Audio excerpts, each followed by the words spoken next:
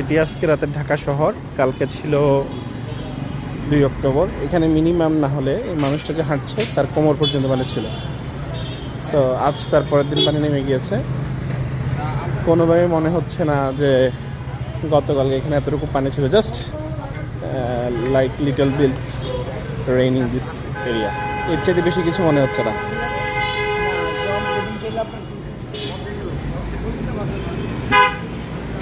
But আজকের ওয়েদারটা অনেক সুন্দর, যেহেতু পানি নেই, বৃষ্টি হয়েছে, কালকে পানি উঠেছে, টেম্পারেচার খুব একটা হাই হয়নি, যথেষ্ট সুন্দর টেম্পারেচার।